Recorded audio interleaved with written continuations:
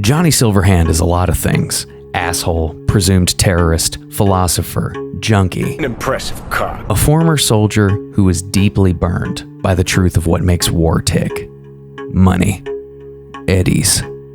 Skrilla. But more important to him than any element of his character was what he pursued and believed. His code. He would destroy Arasaka and everything it stood for. Their greed. Their tyranny. Johnny viewed himself as an instrument. The hand of justice that was meant to dismantle the establishment through a devout unwillingness to observe it, and a willingness to do great harm to himself and people he cared about, if it meant hurting who he hated. Johnny is who the worst parts of ourselves wish we could be. A callous machine that gets what it wants and sticks it to the man. People throw around the term male fantasy a lot. It's used as a sort of insult to the tightrope that male protagonists walk in basic-ass movies and media between being a family man of principles and a murderous nutjob, frequently occupying both roles simultaneously. They're badass but good, the old violent bastard with a heart of gold shtick. In my opinion, Johnny Silverhand is a satire to this common trope. He's a dickhead, womanizer, terrorist, yet he still fits this mold that we've grown accustomed to accepting. He's bad, but principled. He observes a code, and for some reason that makes him more than just Ted Bundy or Ed Gein or Adam Smasher, despite admittedly having no reservations about killing people who don't fit his criteria.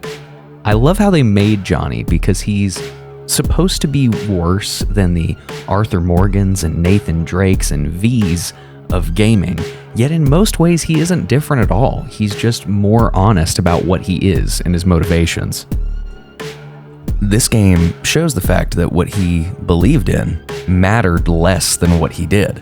That actions defined him far more than his code, despite telling you the opposite. When you really think, he's incredibly hard to justify, but the game gives you all the typical anecdotal reasons to do so, to show just how easily we can forget, how much we can forgive when we like what it looks like someone stands for, whether they actually do or not. He also plays foil to the main character, V, throughout the course of the game, but just as we are convinced via seemingly relatable characters, over time, V can be swayed to Johnny's type of thinking depending on how you play the game. It's ironic because literally what's happening due to the relic in your head is that you're becoming Johnny. His mind is slowly replacing yours.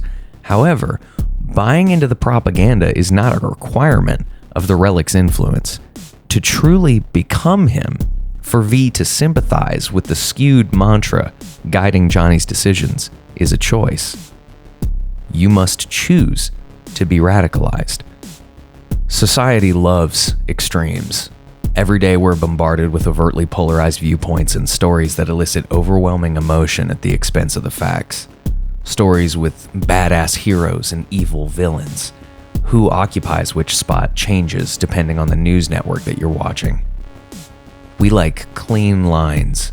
Inconsistency makes us uneasy. Extremes make drawing lines easier. Loud, boisterous, and uncompromising opinions that reflect the consensus of a demographic. Everyone who doesn't agree is the enemy. Everyone who isn't this is that. A tidy little box for each way of being. Johnny exemplifies this way of thinking. One of the first comments V makes when he experiences being Johnny is that he looked out on Night City and he hated everything in it. In the common us versus them mentality, someone has a core group that they identify with, and everyone else is wrong, the enemy, they're dumb, etc.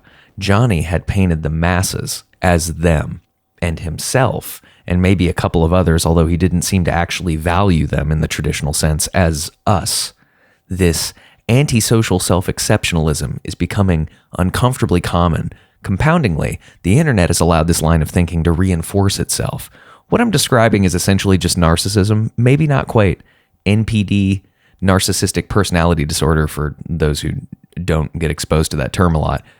Maybe not that level, but, narcissism light. The glorification of wealth and influence has led to this behavior being revered so long as it leads to wealth or is badass or something along those lines. That's why Johnny Silverhand, despite being a textbook narcissist who considers his hand his closest personal friend, is still somehow dope as fuck in a way that we cannot describe. This has led to a really common problem with something like Cyberpunk 2077, when elements are meant to be taken as satire. Satire doesn't land quite right when people think it's cool.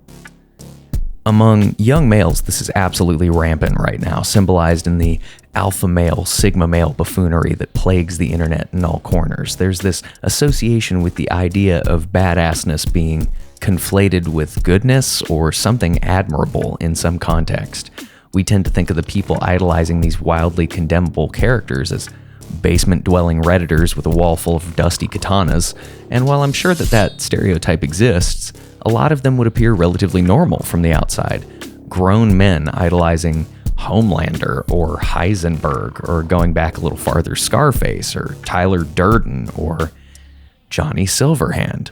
But honestly, all of these guys occupy the same bucket, really. They're kind of fucking losers, or a figment of the imagination. Johnny was a doped out douchebag, a shitty romantic partner, a shitty friend, a shitty bandmate, and a wannabe terrorist. Now, through some weird shit with the cyberpunk tabletop game that changes a lot of the lore surrounding the game, apparently Johnny didn't actually set off the nuke that killed a ton of people in Night City. Also, he's apparently a cyber psycho. A lot of this reads as a huge cop-out from a writing perspective to me, but I digress. Also, if you look, apparently he somehow founded Samurai when he was 15, and he was a soldier before that. Killer world building. This is neither here nor there, but the Pondsmith universe lore is kind of busted. Lastly, it doesn't matter if he didn't do it, because he wants to do it again for the first time anyway. You know what? While I'm here hurting feelings, while Jackie isn't a manipulator or any of the goofy clickbait nonsense YouTubers are claiming him to be, he was also a fucking loser, and he completely misunderstood for whom the bell tolls. Fuck you. I'm not crying, you are. Fuck off. All right, now let's get back to Johnny. It's funny how quickly we vilify religious extremism. Hospital bombings, church bombings, literally just any location with bombing or shooting at the end. We understand mostly without question that these events are terrible and pointless losses of life, regardless of whatever cause is assigned to it. But when we think of the idea of revolution, when we start getting all bald eagle about it, the memory of what this shit actually looks like and what it leads to gets completely lost in the perceived righteousness of it, the perceived badassness. Which brings me to everyone's favorite ending, the secret ending, the solo run where we're busting it down on Arasaka sexual style in a final blaze of glory.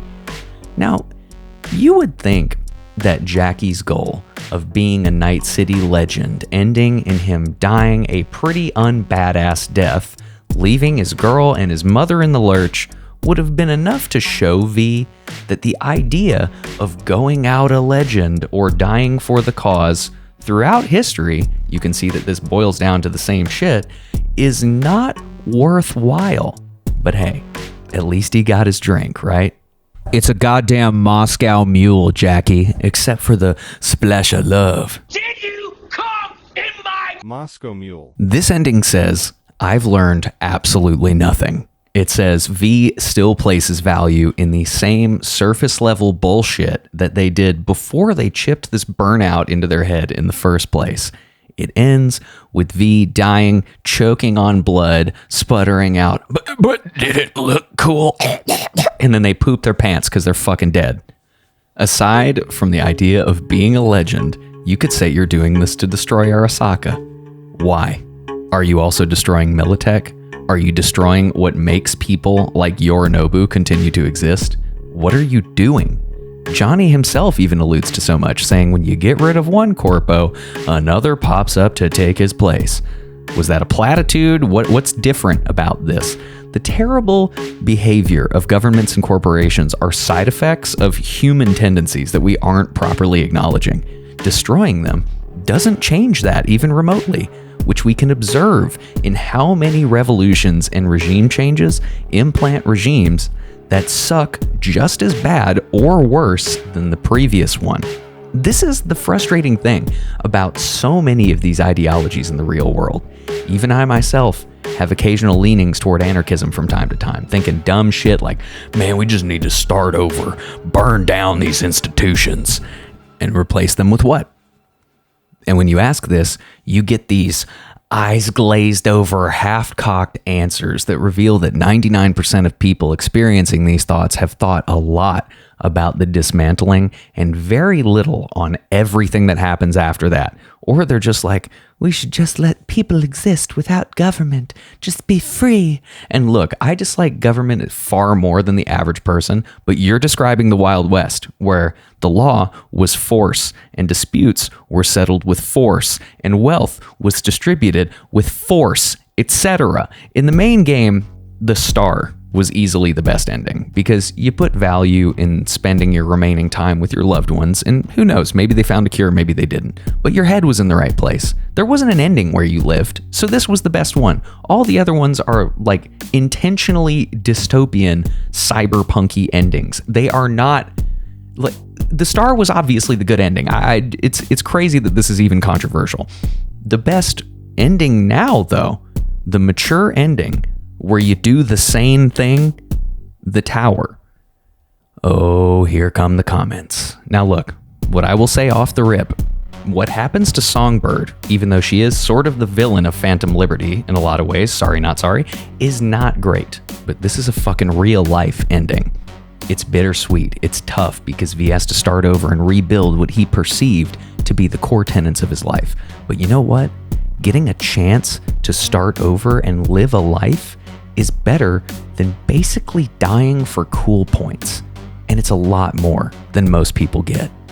It's the adult decision to continue to build on what exists. It's what real change looks like, doing difficult work. Johnny's principles, when you strip them down, are just as self-serving as the corporations he despises. He wants to destroy with no concrete plans of how to rebuild.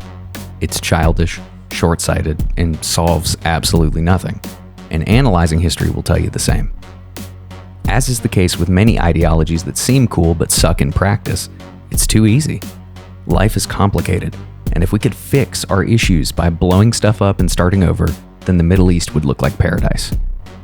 Idolizing these men is rooted in fears of weakness.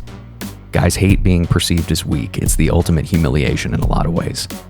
I don't know who needs to hear this, but thoughtless killing and half-cocked plans of violent revolution is not manly.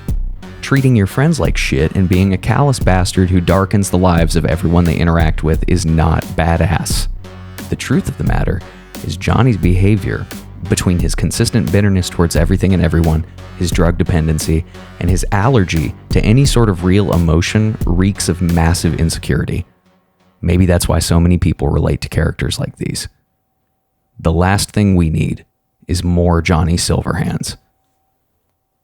Well, thank you guys so much for watching. If you liked it, please give a like and subscribe. It's the best way to support my channel. And please tell me your thoughts about the endings of this game if you disagree or agree, whatever. I'll be honest, to me, it felt like with the Tower ending that they kind of had to force in downsides because otherwise it'd be too obviously the best ending.